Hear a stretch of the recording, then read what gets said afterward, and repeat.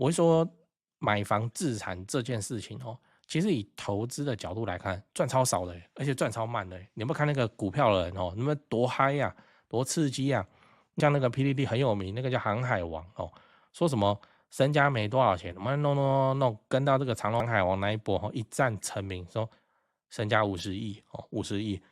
房地产没有这种等级的报酬，真的没有。所以做股票厉害的人来看我们做房子哦，自产房子的人，他就说很慢、无聊，花的钱又大哦。但我们不是这样子想的哦。我们看股市的浮浮沉沉，我们想说哇，那是一个胜率很低的市场，10000个人拿着枪冲进股市里面哦，真的赚钱的人可能就你要慢慢挑。好，那这次赚钱，下次也不一定能够赚钱哦，下次可能就 GG 了。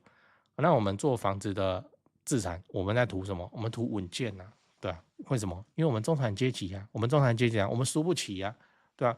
如果像那个航海王50亿哦，那我拿2亿去做高风险的投资，那当然 OK。问题是怎样？我们就是中产阶级，我们输不起哦，所以在输不起的情况之下，自产哦，能买房子买房子，等那个房价最烂最烂，它随着通膨一起起舞哦，这个都是中产阶级去累积哦，去膨胀自己资产最稳健的方式。第一间投资的房子要怎么挑？善用首购80%贷款，翻转资产。先做结论哦，你就是买最好的社区、最烂的房子哦，这样 CP 值最高。嗨，我是买房阿元，订阅买房阿元。我先祝你老了有房也有钱。我们在上一支影片聊了夫妻的第一间房子怎么挑哦，如果你还没看过的话，可以看一下。那今天我来跟你讨论投资的房子要怎么挑选哦。在搞定了自住的房子以后，那该怎么挑选投资自产用的房子？首先我要解释一下为什么不要共同持有哦。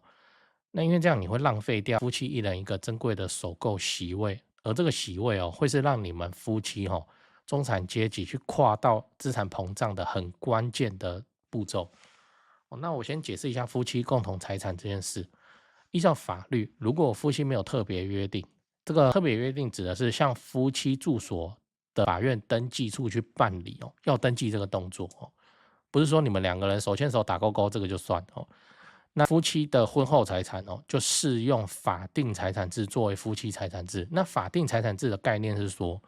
夫妻财产由夫妻各自所有，如果夫妻离异，那婚后财产的部分有剩余财产分配之请求权利。讲白话就是说，你们结婚期间的财产是属于个人的，但如果你们离婚的话，哦，那双方的财产需要再做重新分配。好，那这件事情在房地产上有什么意义哦？首先就是，如果你们第一间房子是挂在你老婆名下，那用掉的是她的首购80%席位，你自己是还有一个80%席位可以用哦，所以你们可以怎样哦？你们这一对夫妻还可以再去买一间房子，还是贷款80%首购，用的是你的名字哦，就这样。那你也不用担心第一间首购房子会不会被你老婆卖掉之类的哦，因为法律有保障嘛，这夫妻婚后财产处分要双方同意，所以你老婆要买房子哦，是你要同意的，然后卖掉的钱也要分你一半，所以你要知道80%席位该买怎样的房子。好，那接下来我们就说一对中产阶级夫妻老公一个80%，老婆一个80%，要怎么去操作？这样，如果你有照我们上一集说的，跟老婆先做好沟通，那你买这间自产用的房子的话，你应该可以有话语权哦。我就会建议你去看你能负担的最好的社区里头最便宜的房子啊。这听起来有点绕哦，那我举个例子，例如你不管是不是高雄人哦，你就来买高雄的房子哦，异地自产。因为高雄房子怎样就是比台北双北还便宜嘛。那当然这个高雄也可以替换成其他你喜欢的地方，什么桃园啊、台中啊、台南这都可以。除了双北啊，因为双北房子真的是太贵了不是你在做那个资产膨胀的过程中你应该要看的那你就选定一个县市甚至你可以锁定到一个地段然后去买那个地段最好的社区，不是叫你看到豪宅就是一个豪宅以下范围的一个好的社区那个很简单，你当地问一问，那个当地人就跟你说那个社区不错那就是了。好，那你不要去买里面的好房子哦。我讲的好房子，就说什么装潢花了200-300万，然后拿出来卖超级贵的那种你就选最便宜的、最差的。例如说有景观跟没景观，就是没景观例如说高楼层跟4楼，那你就选4楼例如说面外面跟面中庭，你去选中庭哦，就这样，反正你就是往便宜的选啊，不要去选到凶宅，你就是想办法买到好社区里头最便宜的房子就对了。那最好是电梯3房哦，还有车位，因为这种房子啊，出租或出售都很容易。最后我会建议以5年周期来换房子哦。那我会建议你说，在挑选这个物件的过程中，尽量都使用你的直男脑，就是你什么都只看 CP 值哦，没有什么情绪的介入。你不要管说另一间好像比较理想，这个风景好像比较好之类的，都不用。这就是一个自产的物件哦，这就是一个自产的物件，所以这都没关系啊，哦，多丑都没关系。哦，那你就抱持这个态度来看你要自产的房子，因为你最理想的状况是这样哦，你只会来这里3次，第一次签约哦看屋哦，第二次租客签约带看哦，第3次签约卖房还不一定需要走进那个房子。当然我讲的是比较夸张，我要表达的事情是这个物件哦，就是一个你专门要用来自产用的，所以一些情绪啊哦，那一些价值啊都可以不用上去，那就是自产专用，这样不要放感情下去哦。因为你自己都预计你之后是要卖掉这间房子，把资产膨胀后的钱拿回来，然后还要自己去小换大旧换新，把房子越住越好。这样，比方说你自己的2房要换3房，哦，比方说你自己的3房哦要换到4房接父母来住哦，你需要这一段资产膨胀。为什么？因为5年哦对人生的改变很大，那个大学生都可以毕业了哦，那大学生都可以去退伍了，你可能从没有小孩都到有小孩了，那你就必须要怎样？就顺便要帮他们把房子的事情搞定，不然你等他出社会毕业再慢慢存房子，他应该是存不到哦。你看现在的房价，你看现在的通膨，他应该是存不到，除非他天选之人嘛。他大学毕业，然后就创办了一间公司叫 NVIDIA 嘛，不然怎么可能？那原因我在影片有解释过，你可以去看一下。哦，总之就是你小孩出生的时候，很可能他看的每一间房子都像你现在看台北市房子的价格一样哦，所以他不是天选之人，他就买不下去。应该说不是买不下去，是根本没资格去买那些房子。所以你就是怎样，你就是想办法让自己手上有足够多的房子。足够多的意思是指说，你几个小孩你就几间了，以后就是要给小孩做人身保护伞用的。大小好坏先不用管哦，因为你有超过20年的周期来运作这件事情，所以就是先求有，再求好，来让自己手上的房子，就看你几个小孩，你至少就几间了，不然你真的你的小孩难得在社会上很难跟别人竞争哦。那女生的话，对爱情、对婚姻都没有那个主导权，就讲话不大声哦。对哦，这几件事情先讲，不然怕忘记。就现在不是房地产吹冷风嘛，这已经是事实了。那我自己的观察是这样跟你分享一下。先说台北台北市、新北市。那台北目前依然持续在成交那成交的行情没有特别的高，也没有特别的低，就行情这样。只是说现在的买方分布已经变成说50%是自住换屋那50%是财富传承，投资客几乎都离开台北了。那我想这个也不赖嘛，就没有投资客在那边恶性炒作那前面讲到那个50%自住换屋，自住换屋很重要的考量就是小朋友的学区所以蛋黄依然非常坚挺那50%的财富传承那财富传承讲的就是就天龙人嘛有钱的天龙人，那通常都是怎样？长辈就是看生几个小孩，然后每个小孩一人帮他们买一间这样要给小孩的这种属性，所以他那个也没有要投资，也没有要炒作啦，就是保值就好财富传承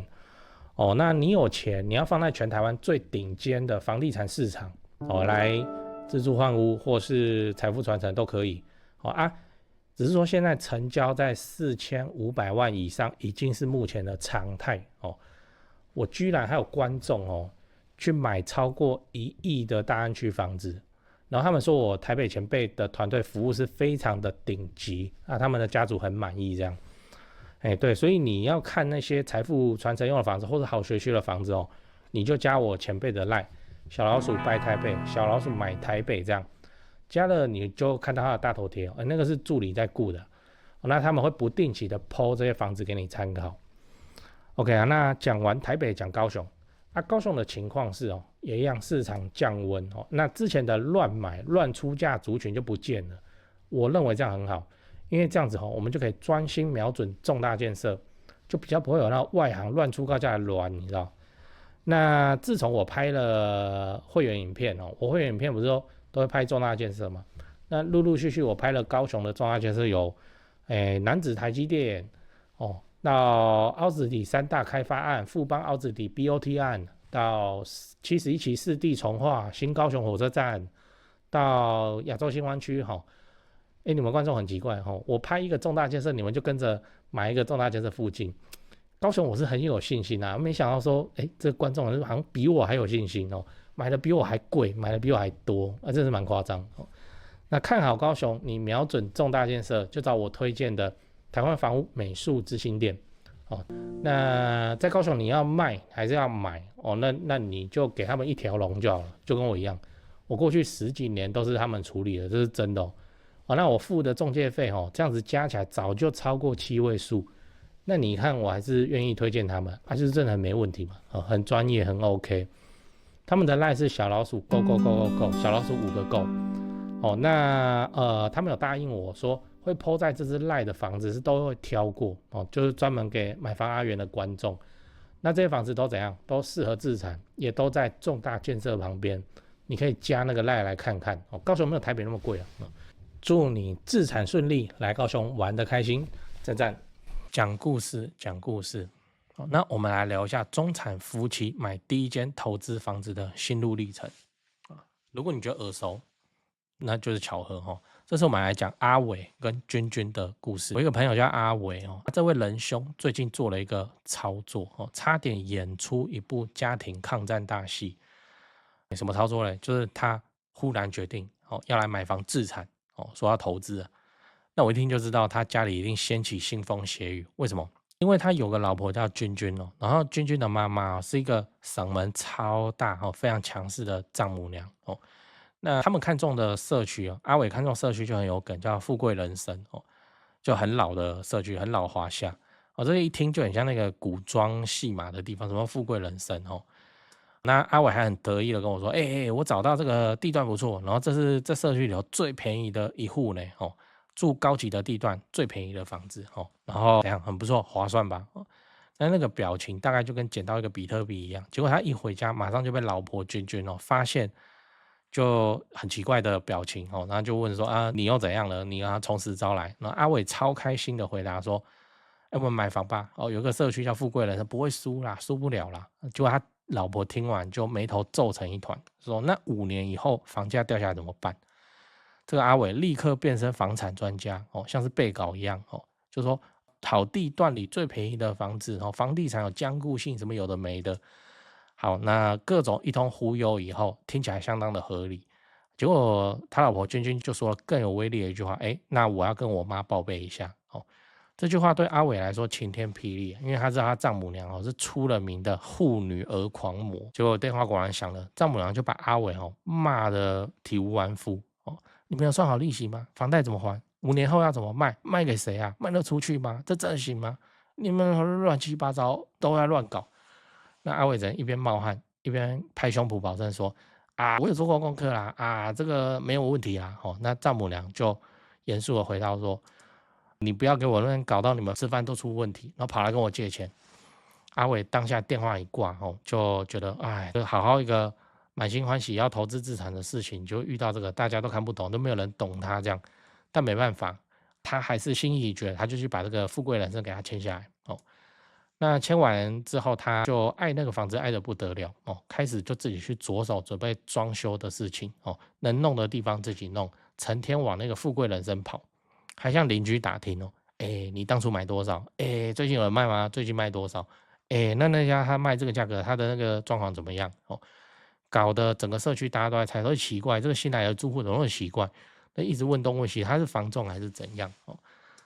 那阿伟还是很骄傲，就说我认为我自己的眼光应该没有问题，好地段里最便宜的房子应该是很难输吧那生活还是要面对现实，房贷还是要缴每个月一到缴款日，虽然有租客的租金来帮忙垫付一点，但是阿伟心里还是每个月都会默念一次说房价赶快涨啊赶快涨啊。可是世事难料，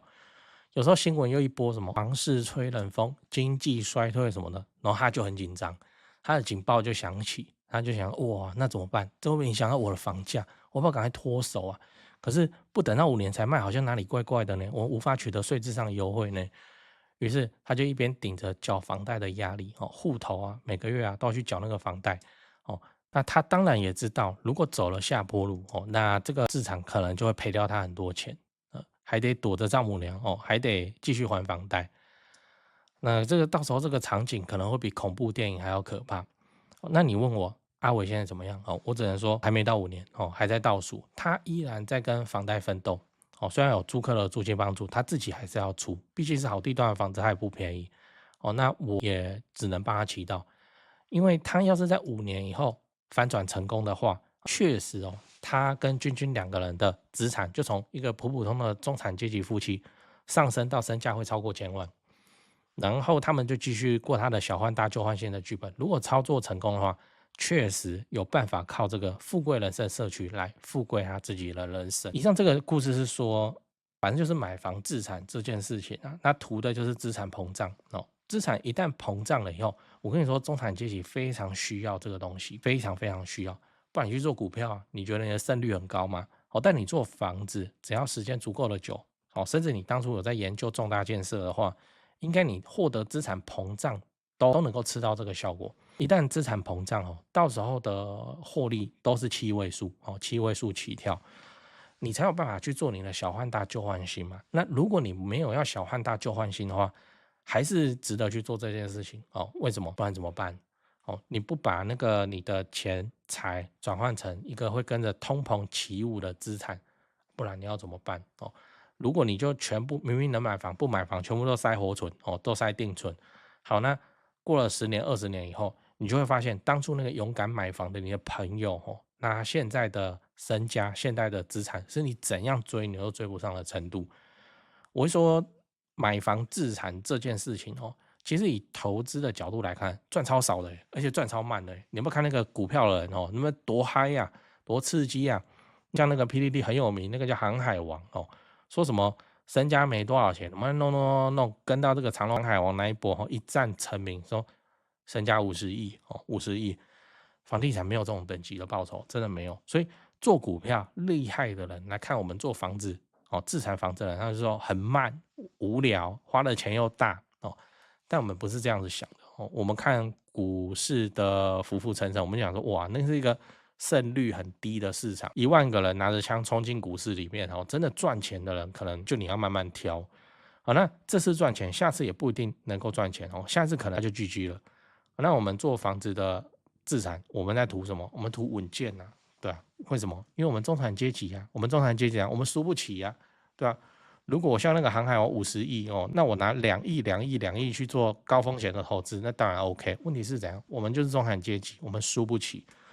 所以在输不起的情况之下，自产能买房子买房子，等那个房价最烂最烂，它随着通膨一起起舞